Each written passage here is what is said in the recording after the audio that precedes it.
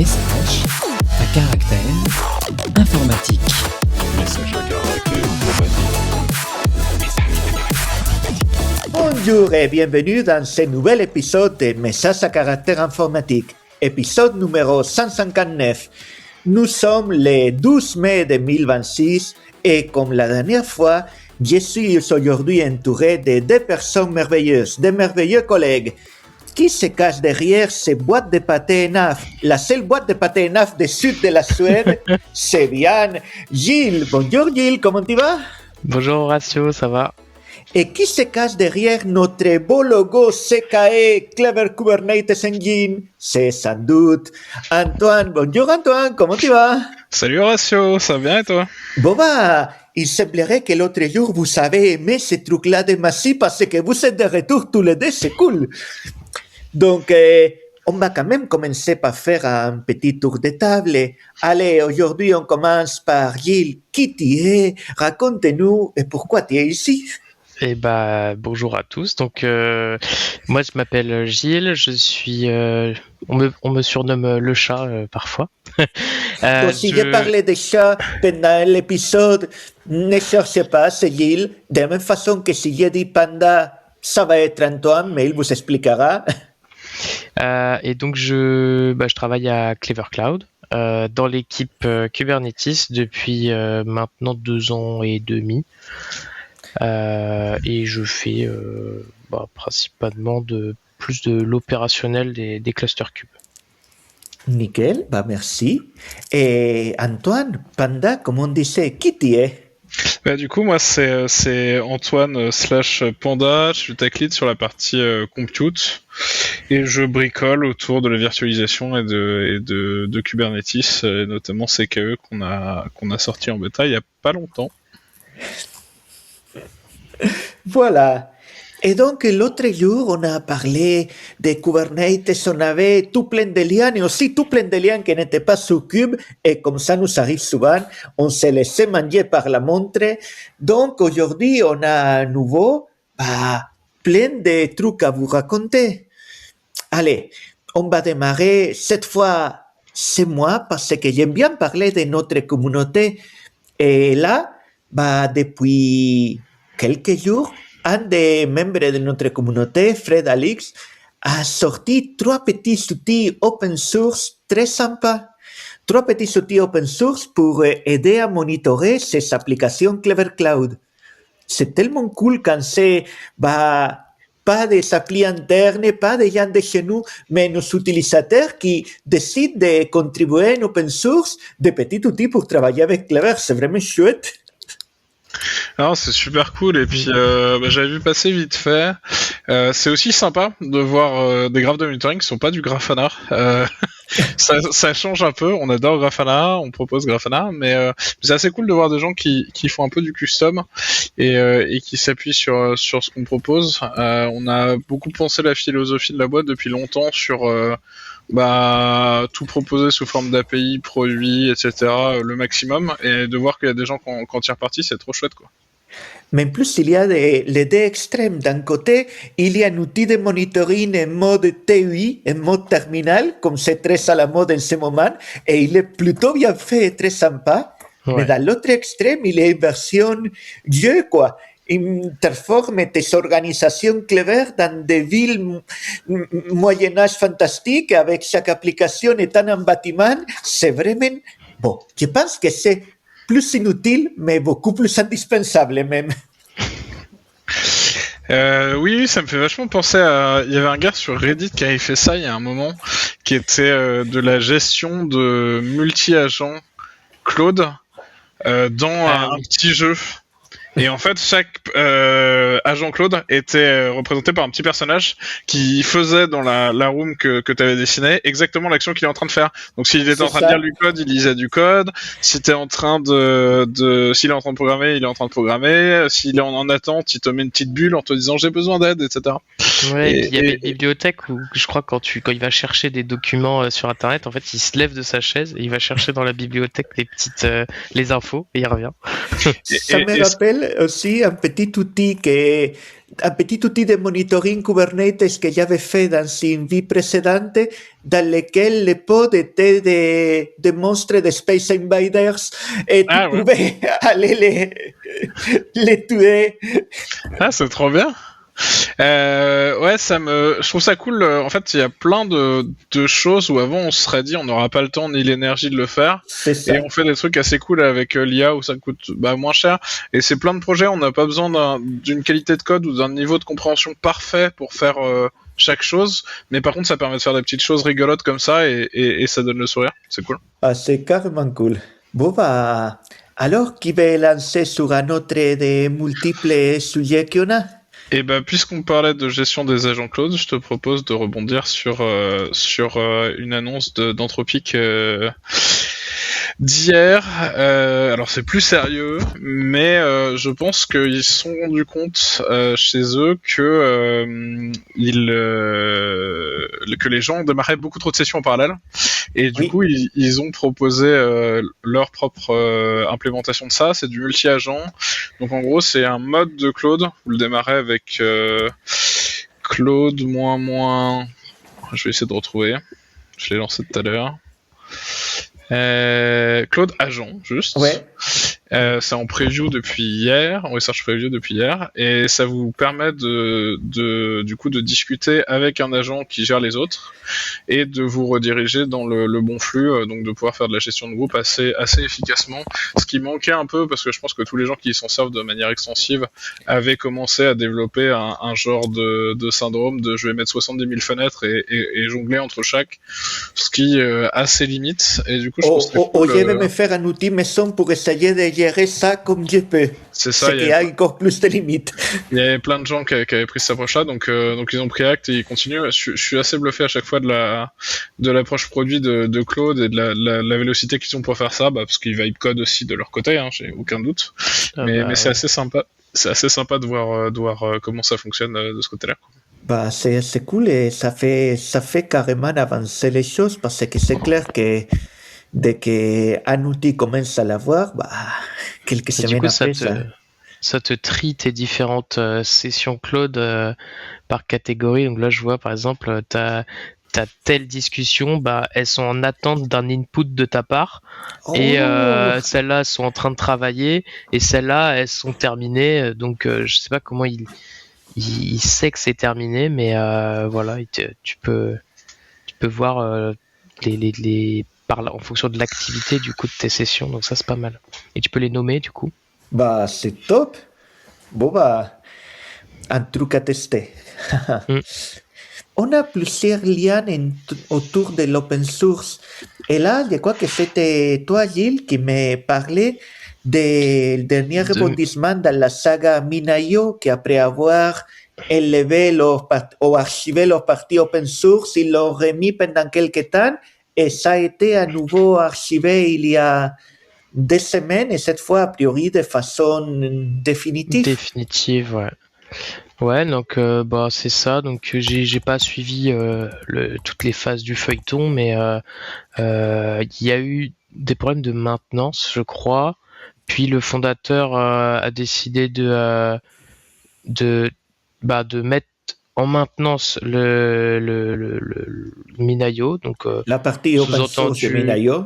Ouais, sous-entendu, il y aura pas d'update prochainement. Et après, il a archivé le repo, puis il l'a désarchivé pour le réarchiver fin avril, je crois.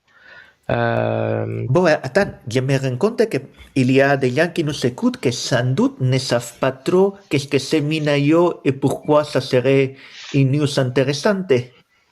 Ouais, donc Minayo, c'est un petit object storage. C'est léger, c'est un peu.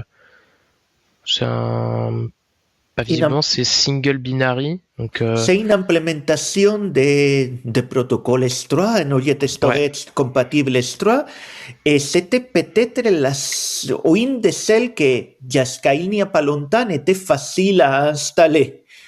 Donc justement, c'était le truc quand tu avais envie d'avoir un S3 à toi, bah, la solution qu'on recommandait par défaut partout, c'était bon, bah, tu t'installes Minayo et tu vas voir ton dans ton serveur dédié, dans ton truc, tu vas avoir un stockage S3 local ou ton stockage S3 à toi. C'était pas super utilisé dans un milieu entreprise massif, mais pour te faire des petits stockages pour toi, c'était top. Moi, je l'avais découvert dans un usage de faire du K3S, donc qui est un peu dans la même vibe d'avoir un cluster Kubernetes en une seule instance un peu légère. Et là, en fait, c'était pour avoir du stockage sur Minayo, mais pareil, sur une seule machine. Donc, c'est vraiment pour du test, quoi. Du test ou du dev. Et là, ça semble le cas typique de non, la partie open source, c'est pas rentable et limite, il nous enlève des clients de la partie payante. Donc, on va la laisser tomber. Et là, il n'y a pas eu pour le moment de fork ou quoi que ce soit, mais ça a commencé à créer toute une série de posts de gens qui se posent la question, c'est quoi l'alternative aujourd'hui à Minayo si on veut avoir des S3? Et on a mis, voilà, il y a des blog posts, le premier que tu m'as donné, le deuxième qu'on ajoute maintenant, qui basiquement disent oui, il y a des alternatives. Il y a des alternatives et parmi les alternatives, celle que je vois mentionner le plus, c'est CWDF, c'est Garage. Et je commence à entendre parler aussi d'un RustFS et un Rust qui semble assez complet. Assez complet, assez récent. Je crois qu'ils se veulent compatibles de pas mal de features de S3. Donc, c'est ça. Il y a Ceph aussi, même si ça peut faire un peu peur. En fait, honnêtement, c'est ça, Ceph, ça fait extrêmement peur, mais tu me dirais que que ça mérite pas qu'on ait si peur de lui? Ouais, ça manque de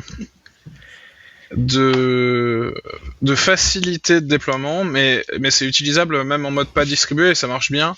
Nous, on l'utilise notamment dans notre CI, dans un test conteneur, pour valider nos intégrations à S3 et à la partie bloc de Ceph. Et ça fonctionne très très bien en standalone. Donc ça demande un peu plus d'attention. Ça demanderait une passe, je pense, assez importante côté tooling, vraiment filer une config par défaut qui est robuste en mononode et tout, parce que ce qui est documenté c'est plus la partie distribuée, cloud provider, etc. Mais moi je pense que c'est très utilisable, c'est un super logiciel, il est très prévisible dans ce qu'il fait et tout. On parle d'un truc de prod, donc je pense que modulo un peu de doc, ça pourrait être une très bonne alternative. Oui. Moi, j'ai toujours entendu Ceph, c'est compliqué et comme c'est un truc que j'ai même mis les mains dedans,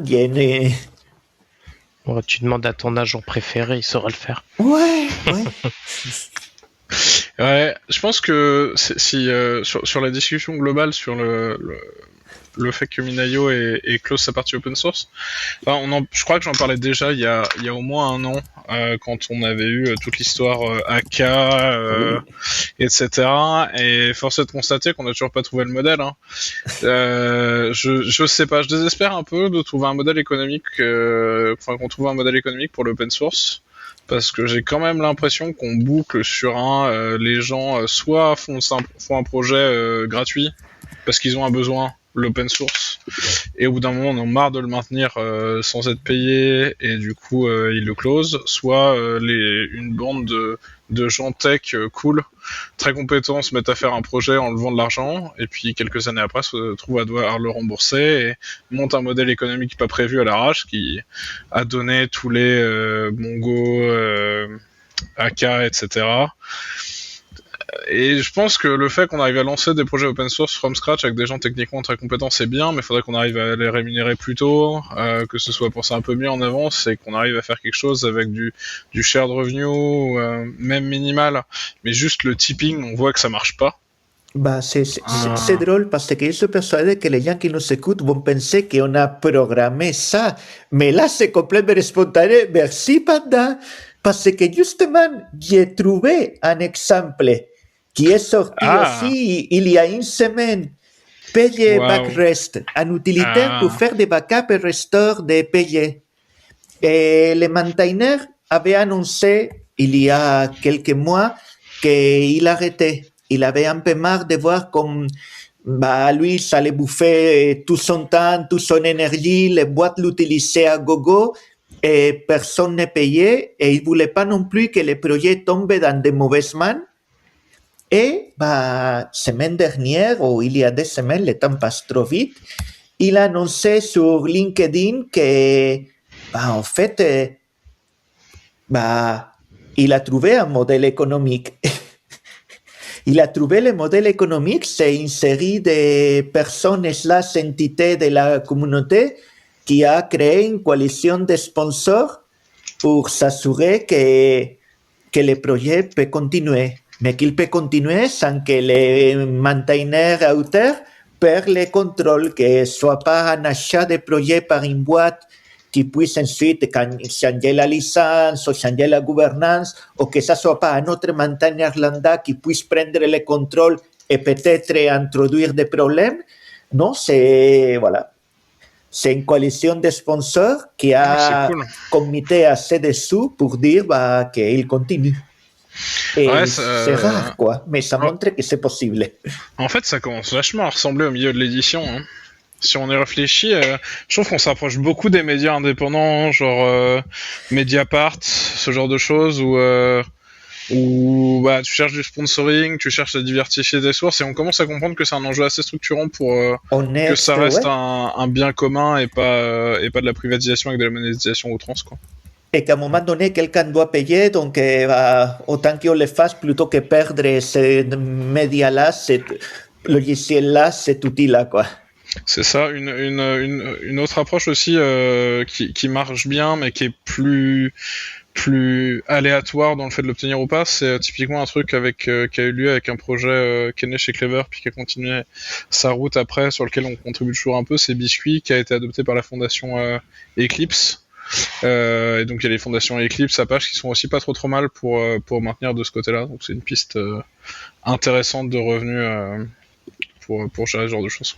Après, ça marche pour des petits projets dans lesquels tu peux trouver quelques boîtes qui sponsorisent et ça peut payer un développeur individuel, voire deux. Le problème, c'est quand le projet grandit au niveau des gens que tu as dit tout à l'heure, d'un Mongo, d'un Mina.io, d'un Redis il y a des années, quand des boîtes qui ont été biberonnées à l'argent des investisseurs et à un moment donné, les investisseurs veulent un retour clair et c'est là que c'est beaucoup plus compliqué. Ouais, en fait, ça dépend de la trajectoire de la structure. Mais si tu regardes, t'as plein de gros projets qui sont sous fondation Apache, hein, et qui marchent bien. Après, effectivement, tu passes d'un côté potentiellement startup, open space, baby-foot dans un bureau vitré de 400 mètres carrés avec un rooftop à New York, à un truc plus raisonnable pour ce que tu fais. Donc c'est la marche, c'est dur. Mais J'aime bien les rooftops à New York. C'est volontairement exagéré. J'imagine que même pas trop, quoi. Mais il y a un paquet de boîtes qui sont payées des gros bureaux en location sur le lancement des trucs, et au final pour attirer des gens, pour attirer des talents, ce qui est cohérent en un sens, mais où le modèle économique ne le soutenait pas, quoi. Ouais. Moi, je pense qu'effectivement, je ne vais pas croire que l'open source va disparaître, comme certaines personnes disent, entre la pression économique, la pression de la IA, les clones qui sont beaucoup plus faciles à faire. Il y a pas mal de gens qui parient sur une petite disparition de l'open source. Moi, je préfère rester optimiste et me dire qu'on va trouver des modèles qui soient un peu plus vertueux pour les maintainers et les contributeurs en général, mais... Je sais pas, moi je le vois un peu, j'ai une vision un peu économique là-dessus. Je pense qu'on est dans une phase de consolidation, et que du coup, soit ça va se faire racheter et porter par des boîtes, ce qui est déjà en partie le cas, soit il va y avoir des consortiums, ce qui est un peu le cas des fondations, Globalement, il va y avoir des fusions, etc. Et puis à la marge, il y a quelques projets qui vont survivre avec des dons. Mais tu vois, ça ressemble de loin, ça ressemble à de la consolidation de marché plus qu'à une disparition pure et dure. Le fait d'avoir accès aux sources, ça donne un niveau de confiance des sources en public, ça donne un niveau de confiance dans le logiciel qui est inégalable. Enfin, c'est clair. Il y a une promesse qui est pas tenable dans d'autres cas, quoi. On le voit en ce moment avec toutes les failles de sécu qui apparaissent avec les LLM qui analysent le code de projets open source. Et ouais, très bon rebond. Merci. Bravo. Merci Gilles. Moi j'ai trouvé un lien intéressant. Donc s'il y a des utilisateurs de Tails, la distrib live sur clé USB qui gère Tor, etc. Ils ont annoncé hier du coup qu'il fallait mettre à jour Tor, Tails, le noyau Linux dedans, tout vite. Si vous l'utilisez, en général, si vous l'utilisez, c'est pour des raisons critiques. Donc, s'il y en a dans nos éditeurs qui s'en servent, pensez à mettre à jour le plus vite possible.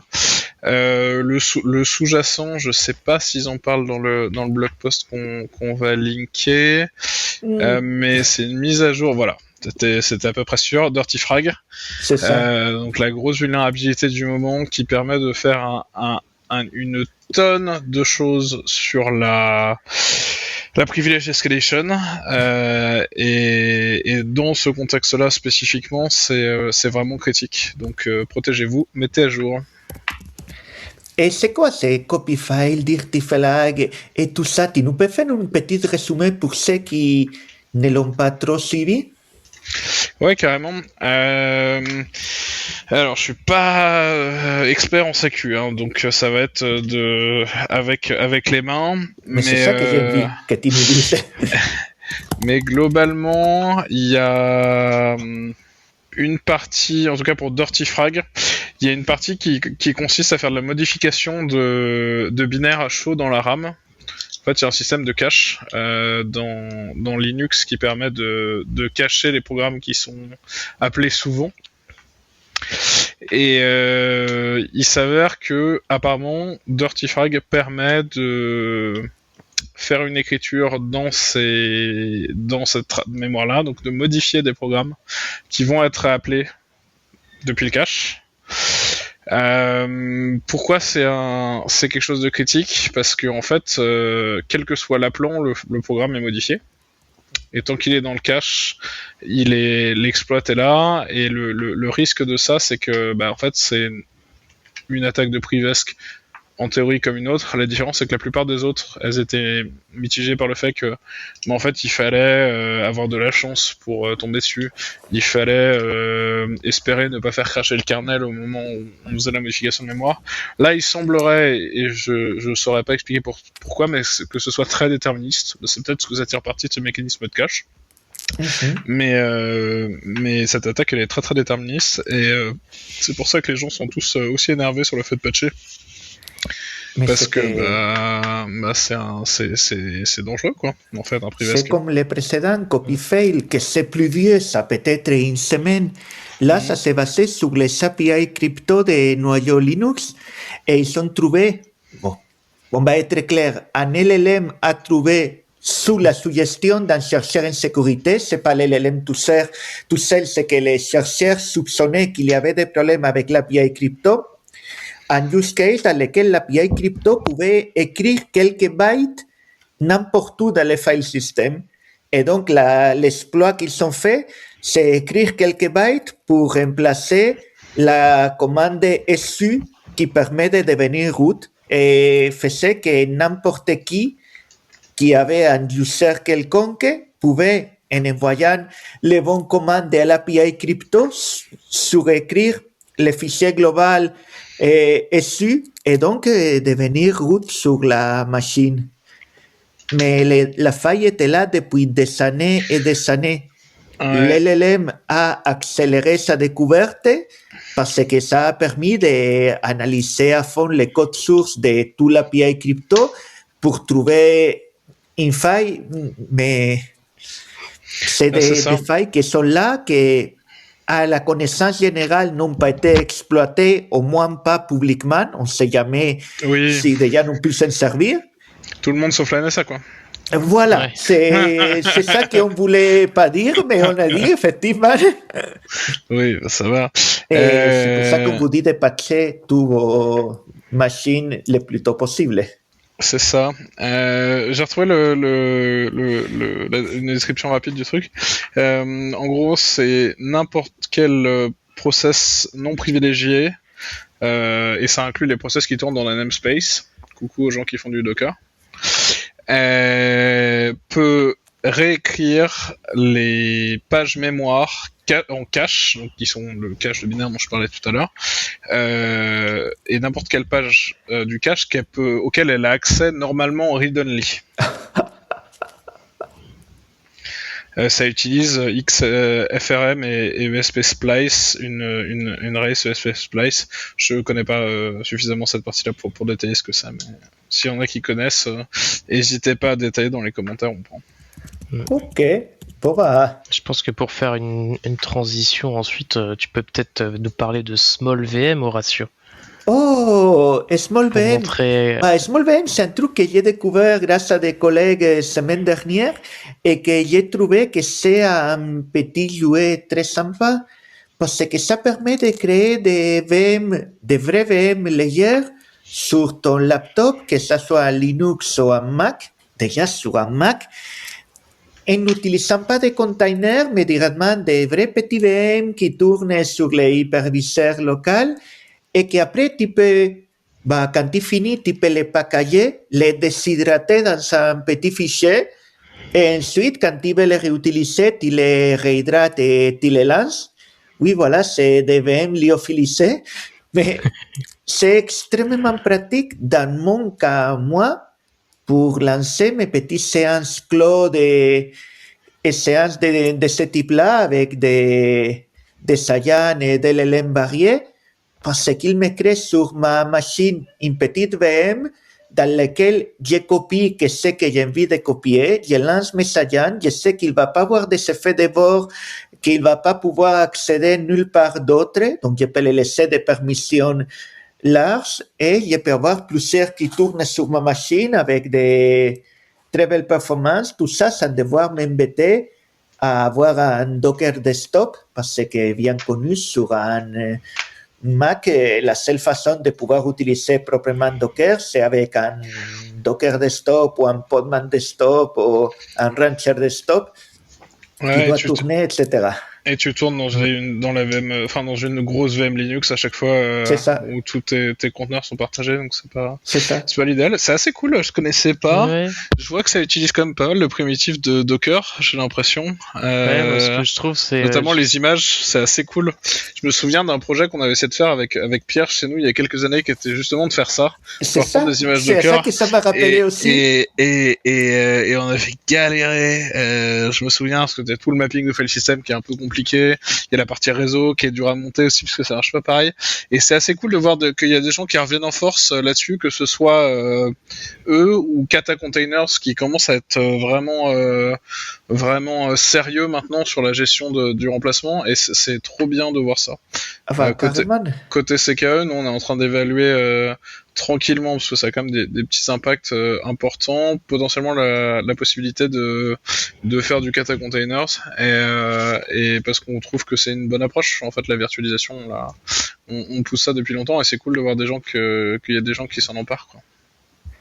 Bah, en tout cas, le projet, je l'ai trouvé assez agréable à utiliser, assez facile, et comme tous les projets actuels, en plus, ils ont pris en compte la dimension intelligence artificielle. Si tu l'installes et tu fais un small-help, il te sort une documentation complète pour que ton agent sache comment l'utiliser. Donc, tu installes small VM, tu dis à ton agent, tiens, fais un small VM-help, et ensuite, tu peux lui demander de créer la volée de tes VM, de les lancer, de les gérer. Et il le fait avec... j'aime beaucoup cette approche-là de... Tiens, dès que tu installes l'outil, tu as aussi tout le nécessaire pour que ton agent local puisse s'en servir de la meilleure façon. Non, c'est en train de devenir un standard produit de documenter correctement pour les LLM notamment, parce que ça réduit énormément la friction pour l'utilisation des produits, et je pense que c'est en train de devenir standard de documenter de manière exhaustive et bien construite pour les LLM. Après, ce qui me plaît dans cette approche, si tu veux que je sois honnête en plus, c'est que ce type de documentation, c'est aussi utile pour l'humain qui essaye de comprendre aussi. C'est clair. Là, Oui. quand tu vois un -help, que plutôt qu'une petite liste incomplète de commandes, il te donne un truc exhaustif, il t'explique le pourquoi de comment, il te donne des exemples, tu dis, bah, c'est plutôt cool quand même. Ouais, et puis tous les projets qui ne documentent pas les subcommandes, ou trouver le help des subcommandes, la liste des subcommandes, les arguments des subcommandes, c'est toujours un combat. J'avoue que là, ça fait un peu plaisir. C'est Moi, clair. j'aime bien, en tout cas, je trouve qu'ils ont. Ça a l'air d'être un outil bien fait, quoi. Je trouve qu'en fait, il y a fondamentalement les briques de base, elles existent depuis longtemps. C'est juste qu'ils ont bien assemblé le fait de réussir à faire une toute petite VM, le fait de réussir à te faire un CLI qui te permet de vraiment de start, stop et de déshydrater du coup. Ça me fait beaucoup rire. Déshydraté et réhydrater hydraté, ta voilà, VM. c'est ça, monsieur. Et non, c'est vraiment pas mal. Il y a un tableau de comparaison de temps de boot des VM et ils disent qu'ils sont en dessous des 200 millisecondes pour boot la VM. Donc on est clairement sur une toute petite. De la micro-VM petite bien VM. faite, quoi. Mm. Mais moi, ce qui me plaît, c'est que quand il la crée, tu donnes l'image Docker qu'il va utiliser comme... Oui. Ouais, ils ont Comme base. rendu interopérable Docker avec les VM. C'est ils prennent les côtés les plus intéressants de Docker pour moi de façon égoïste, C'est clair. c'est-à-dire la définition, quoi. Non, ça c'est top, c'est vraiment une des forces de Docker, et enfin la plus grande force de Docker, je suis d'accord. Le fait qu'ils aient réussi à s'intégrer comme ça, c'est beau. Donc, bon, va. Le seul bémol que je donnerais, c'est les phases d'install en curl PyBash, s'il vous plaît. Faites des paquets. Mettez pas ça en avant. Ah oui, ouais. C'est mal. Il y a des paquets. Et j'avoue, il faut les chercher, mais dans les GitHub, Ouais, en c'est bas dans la release. de curl, Ouais. il te donne les trucs de release. C'est simplement que je pense que malgré ce que tu et beaucoup d'autres, avec raison, rappellent, je pense qu'il y a encore énormément de personnes qui kiffent les copie-colle et s'installer. Ouais, J'ai bah, appris, du coup, kit de survie en milieu hostile. Vous pouvez aussi curl, lire le script et l'exécuter en 2 temps. Ouais. Et Curl, en fait, lire le script, demander à Claude de vous l'expliquer si c'est pas assez clair. Ouais, c'est ça. ouais, c'est ouf parce que j'ai vu que tu avais des hacks qui existent pour détecter quand c'est un curl que tu enregistres dans le fichier et qu'ensuite tu exécutes avec bash, ou alors directement un curl PyBash. En fait, tu peux avoir un comportement différent. Le serveur qui te sert le fichier, quand tu fais un curl simple, il va te donner le fichier clean comme il se doit, il n'y a pas de virus ou de quoi que ce soit. Et quand tu fais le curl PyBash, il détecte que le bash met un petit peu de temps à agir et à lire du coup les premiers bytes que tu envoies, et donc il te sert un autre fichier à la volée qui contient un virus, et du coup Ouais, ton puis- curl il te renvoie un fichier bien, et ton curl PyBash bah Et puis il y a moyen tu te fais quand PyBash tu fasses du multipart et que ça stream. Là où c'est Mm. pas forcément le cas quand tu fais un curl, ils vont solide, et du coup, à mon avis, je pense qu'il doit détecter que c'est du streaming ou qu'il est Ouais, je crois brave que c'est morceau par morceau. Et il y a moyen que, qu'à l'en faire. Hein. donc Faites si vous pas- voulez faire du curl PyBash, bah à la limite faites juste curl dans un fichier et bash, c'est Ouais. toujours un petit peu mieux. C'est ça, essayez de lire un peu ce que vous téléchargez Ouais. parce que l'enfer. Ah non, mais c'est clair. Et en, Et c'est pas fini. et en parlant parlant de ça, pardon, oui. de bonnes pratiques, il y a les replays de Devox 2026 qui sont sortis. Oh, Ah, trop bien. Donc il y a eu encore plein de talks intéressants cette année. À titre personnel, moi il y en a un que j'ai hâte d'aller voir, que j'avais vu au planning et que j'ai pas pu aller voir parce que j'étais sur le stand, qui est sur le management des gens neurodivergents. On commence à se rendre compte que dans la population il y a plein de gens qui pensent pas forcément dans le même sens que tout le monde. Et en fait, c'est intéressant d'intégrer ça à la façon dont on discute avec les gens et on bosse avec eux au quotidien.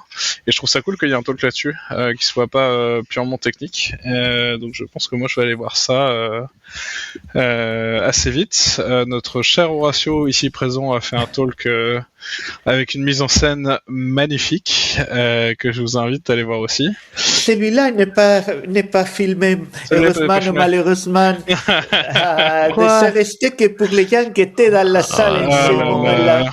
Il y a par contre mon deep dive sur le MCP. Si vous avez envie de creuser à fond sur un retour d'expérience sur le MCP et les bonnes pratiques et tout ça, et vous avez 3 heures devant vous. Mais les talks dans lesquels certaines personnes déguisent un robot en carton, malheureusement, ça reste que pour ceux qui ont vu les robots en live. Et ben, venez à Devox l'année prochaine pour voir les choses les plus intéressantes. Est-ce qu'il y a peut-être un talk que tu as vu, Horatio, dont tu as envie de parler ou que tu as envie de recommander au-delà de l'université que tu as fait? En fait, cette année, je n'ai pas pris le temps d'aller voir des talks parce que j'ai passé tout mon temps sur le stand, comme souvent, et à donner des centaines et des centaines de t-shirts Clever Cloud. Donc, justement, j'attendais que ça sorte pour aller faire un tour. Le truc de Devox, c'est qu'il y a vraiment énormément de talks. Donc, je sais qu'il y a plein de talks, déjà des talks de potes qu'il faut que j'aille voir, mais d'autres talks qui avait l'air super intéressant. Celui qui t'a dit de management des gens neurotypiques, ça a une résonance aussi particulière pour moi. On avait déjà parlé sur place. Il y a d'autres talks qui parlaient autour des NCP que j'ai envie de comparer avec celui que j'ai dit et avec celle que j'ai fait, surtout pour tout ce qui est la partie conseil, bonne pratique et retour d'expérience. Et pour le reste, il faut que je me penche sur le programme maintenant que le replay est sorti. C'est clair. Bon, et sinon, alors, qu'est-ce qu'on a dans le stock? Ah oui, bien entendu, vous allez me dire, mais Horatio, ça c'est un marronnier que tu fais tous les mois. Et je dirais, oui, mais il y a encore une autre faille, non, une autre vague d'attaques de supply chain sur MPM. Ça semble malheureusement un marronnier, mais le fait c'est que les attaques de phishing qui récupèrent des credentials et que derrière commencent à installer des vers qui s'auto-répliquent, c'est devenu un marronnier dans la galaxie MPM depuis quelques mois.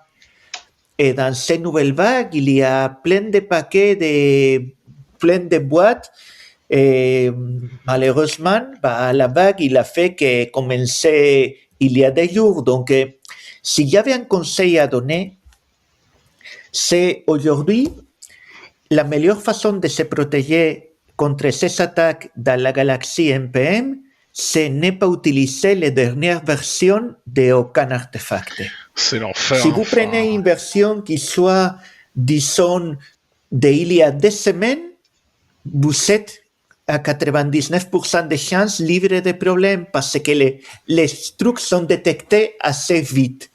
Le problème, c'est que MPM n'a aucune façon de le dire facilement par configuration. Tu me prends des versions qui ont au moins 10 jours. Là où des outils alternatifs comme PMPM ou BAN, ils sont ces configurations-là. Donc, ce que j'ai fait, ce que je recommande aux gens de faire à minima, c'est ne jamais utiliser, surtout si vous utilisez un agent IA, directement MPM. Dire à votre agent d'utiliser toujours PMPM ou BAN avec une durée minimale, avec une âge minimale de l'artefact de 10 jours, 15 jours, 3 semaines. Et là, vous allez automatiquement, quand l'outil va vous installer les dépendances, il va ignorer la dernière version. Vous allez avoir une version qui est un chouïa plus ancienne, mais vous savez être sûr que quand une version est hackée, remplacer le lendemain et rehacker et remplacer le surlendemain, au moins vous allez passer à côté de ces drames-là. quel enfer. Moi, un petit shout-out aux gens qui ont trouvé ça, parce qu'ils ont comme trouvé un nom absolument exceptionnel qui Bah s'appelle oui. Mini Shai Hulud. Parce que c'est ça. C'est une mini-vague, Shaiulut. C'est quel enfer. Non, les supply chain attack, quoi. On a l'habitude, c'est l'enfer, il y en a de plus en plus. Surtout sur Ouais, NPM c'est gros, mais il y a plein de... Enfin, moi, je suis inquiet, je vois beaucoup d'outils que je ne citerai pas côté Kubernetes qui proposent des configurations avec des permissions très ouvertes dans Kube par défaut, qui seraient très appropriées pour faire de la supply chain attack. Faut qu'on commence à penser la supply chain comme un risque systémique, quoi. Pas comme un cas à la bordure où les gens qui n'ont pas de chance, qui se sont fait péter. Enfin, les mainteneurs deviennent des cibles de plus en plus justement pour ça. C'est clair. Et c'est pas forcément des gens qui sont formés à des niveaux de sécurité qu'on pourrait avoir dans du bancaire, dans des choses comme ça, etc. Et pourtant, c'est du logiciel qui tourne partout. On en revient un peu à ce qu'on disait tout à l'heure sur l'open source. Donc, je pense qu'il faut que ça devienne aussi le problème de toutes les plateformes qui distribuent et qu'on avance collectivement mieux sur les signatures, sur l'analyse de failles, etc. au niveau des dépôts centraux et puis au niveau nous en tant qu'utilisateurs de ces softs-là, de ce qu'on laisse rentrer dans nos infras, quoi. C'est ça. Mais je ne sais pas non plus comment ça peut évoluer et comment on peut évoluer vers un truc plus sécure dans tous les outils qu'on utilise, surtout quand maintenant, c'est assez souvent des agents qui vont te scaffolder les projets, te récupérer les dépendances, choisir la version de dépendance. C'est pour ça qu'à minima, dans les cas NPM, mettre un certain âge pour les artefacts aide à mitiger. Mais ce qui est clair, c'est qu'il n'y a pas aujourd'hui une solution satisfaisante dans presque aucun des écosystèmes dev, parce que oui, Maven Central est moins soumis à ce type d'attaque, mais rien ne garantit que ça continue longtemps. Dès que tu as une récupération de dépendance avec des versionning, une petite attaque de phishing et de crédentials volés, c'est pas si compliqué et personne n'est vraiment à l'abri. Donc, je pense qu'on va continuer à donner ce type de news de sécurité assez souvent. Par contre, l'autre news de sécurité, elle est très drôle parce que celle-là, je m'attendais vraiment, mais vraiment pas. Il y a un exploit qui a été prouvé sur des systèmes embarqués dans lesquels, en écoutant les Bluetooth, on arrive à récupérer les clés privées de chiffrage. Mais c'est quoi ça? C'est une faille de sécurité? Non, c'est encore plus drôle. C'est que comme la puce Bluetooth est assez proche des processeurs, à un moment donné, quand les processeurs commencent à chiffrer et déchiffrer, une partie de ce qu'il fait, il se couple à la signal de Bluetooth, il fait une petite modulation de la signal de Bluetooth. Donc, en écoutant la signal de Bluetooth, en faisant une démodulation, tu arrives à avoir passé les 0 et les 1 des processus de chiffrage et donc tu arrives à récupérer les clés de chiffrement. C'est assez flippant comme approche, mais pour moi, c'est un autre exemple des choses qu'avant, tu ne pouvais pas faire parce que, mais maintenant que tu mets LLM à tester tout, tu peux trouver des failles qui sont simplement hallucinantes. Ah, mais celle-là, elle est effrayante. Ouais, les attaques sur le monde physique comme ça. Tu parlais d'une autre tout à l'heure, Gilles, que je ne connaissais pas et je suis allé vérifier. Oui. Il est presque plus effrayant. Ça date plus, mais c'est pareil, c'est à reproduire. Enfin, quoique ce que tu viens de nous partager avec le Bluetooth, c'est limite pour reproduire, ça peut se faire parce que apparemment ils ont écouté à 10 mètres le petit device Bluetooth, donc ça se fait. Moi, ce que j'avais entendu, c'était avec un enregistrement du son d'une pièce, mais je me rappelle plus à combien de mètres. Ils avaient réussi à apprendre les bruits que faisait chaque touche d'un clavier. Donc, à entendre quelqu'un qui tapait au fur et à mesure de la journée sur le clavier, ils arrivaient à se dire, ok, cette touche-là, quand il appuie dessus, en général, ça fait à peu près tel bruit. Et bon, après, c'était pas un algo qui faisait ça, c'était plus un truc adaptatif, genre avec un LLM ou je ne sais pas. Et en gros, ils arrivaient à estimer quelle touche faisait quel bruit, et donc après la personne tapait la passphrase de son ordi ou de peu importe, et ils arrivaient à recomposer les lettres qui avaient été tapées juste au son du coup que fait le clavier. Et ça nous a fait parler aussi de tous les hacks au laser Ouais. sur les rideaux, sur les diodes des objets connectés, etc. Ouais, ça j'avais vu des gens depuis un autre bâtiment. Ils pointent un laser sur le rideau de la personne, et quand la personne elle parle dans la pièce, le rideau il a des micro-oscillations, et le laser arrive à... Enfin, le point du laser du coup micro-bouge, et ils arrivent à détecter ça et à recomposer le son du coup qui a été qui s'est passé dans la pièce, quoi. Donc ça fait peur de réussir à voir le son de la pièce du bâtiment d'à côté en regardant le rideau. Mais bon, je pense que c'est plus des démonstrations que des vrais faits. Enfin, je pense qu'à Oui, reproduire, mais ça le doit être truc, compliqué. c'est... Mais c'est possible, quoi. C'est ça que tu te dis. Ouais, on avait vu un mec en conférence qui s'appelle Virtu. Si vous avez l'occasion de voir ses conférences à Le Hack, une nouvelle conf de Sécu qui a repris la suite de la nuit du hack. Il a fait des confs absolument exceptionnels sur le reverse hardware. Sa passion, c'est prendre n'importe quel objet du quotidien connecté, des tout petits trucs, etc., en Bluetooth, en RF, etc., et de reverse sauvagement les trucs, et de réussir à prendre accès sur des trucs. On est assez proche de la définition noble de hacker, au sens vouloir recycler des trucs qui n'ont absolument pas été prévus pour avoir une deuxième vie. Et il fait des trucs de fou furieux. Si vous avez l'occasion de voir un de ses talks, je sais pas s'il y en a qui ont été enregistrés ou pas, mais ou sinon d'aller directement à Le Hack s'il est là, c'était vraiment très très cool. Et sinon, un autre news que je voulais parler, c'était un blog post d'Antires, des créateurs de Redis, qui parle de comment ils ont ajouté le type array dans Redis. Il parle de comment ils ont ajouté dans le type array un grep pour aider au LLM à mieux l'utiliser, mais surtout il parle de comment a été la démarche d'ingénierie d'ajouter ce type array qui a demandé des gros refactos de plein de parties de Redis en s'appuyant sur la IA, tout juste pas en faisant de byte coding, mais plutôt au contraire en utilisant la IA comme un filet de sécurité pour des tâches massives et fastidieuses et pour la vérification d'algorithmes.